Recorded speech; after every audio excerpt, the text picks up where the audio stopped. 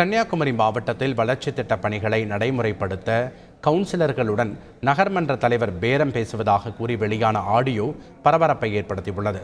கன்னியாகுமரி மாவட்டம் குளச்சல் நகராட்சியில் நகர்மன்ற தலைவராக இருப்பவர் நசீர். இவர் கவுன்சிலர்களுக்கும் பொதுமக்களுக்கும் எதிராக செயல்படுவதாக கூறி பெரும்பாலான கவுன்சிலர்கள் மாதாந்திர கூட்டத்தை புறக்கணித்து அவ்வப்போது போராட்டத்தில் ஈடுபட்டு வந்தனர். இதனால் நகராட்சியில் பல பணிகளை நடைமுறைப்படுத்த முடியாத சூழ்நிலை ஏற்பட்டதாகவும் கூறப்பட்டது. இந்நிலையில் புதிதாக அமைய உள்ள வளர்ச்சி பணிகளை நடைமுறைப்படுத்த ஆதரவு கேட்டு நகர்மன்ற துணைத் தலைவர் ஷர்லி ஃப்ளாரன்ஸின் கணவர் குமார் மற்றும் 12வது வார்டு கவுன்சிலர் சஜீலாவின் கணவர் ஹலில் ரஹ்மான் ஆகியோர்களிடம் நசீர் பேரம் பேசியதாக வெளியான ஆடியோ ஒன்று குளச்சல் நகராட்சியில் பரபரப்பை ஏற்படுத்தியுள்ளது. அந்த ஒர்க்குகள் வந்துகிட்டு இன்னும் அடுத்த மாசம் அதுக்கு அடுத்த மாசம் எல்லாம் அலர்ட் ஆகி வந்துடும்.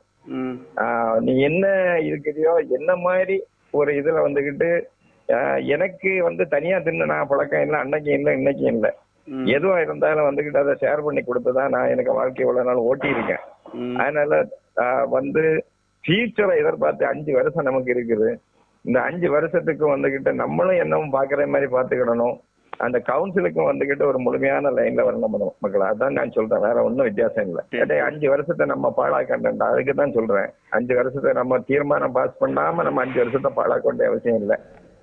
இந்நிலையில் இந்த சர்ச்சை ஆடியோ குறித்து பேசிய நசீர், நகராட்சியின் வளர்ச்சி திட்ட பணிகள் முடங்கக்கூடாது என்ற எண்ணத்தோடு தான் இவ்வாறு பேசியதாகவும், சமூகத்தில் என் பெயருக்கு களங்கம் ஏற்படுத்தும் நோக்கில் இவ்வாறு செய்தி பரப்பப்படுவதாகவும் கூறி விளக்கமளித்துள்ளார். செய்திகளை உடனுக்குடன் தெரிந்து கொள்ள உடனே சப்ஸ்கிரைப் பண்ணுங்க.